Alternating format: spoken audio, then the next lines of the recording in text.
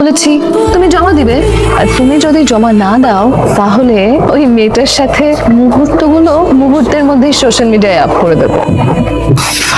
Phone দাও। এইসব করে লাভ নেই, আরো 5 জায়গায় এই জিনিসগুলো রয়েছে যা তুমি কখনোই জানতে পারবে না। তাই এখন থেকে আমি যা বলবো তুমি সেগুলোই করবে।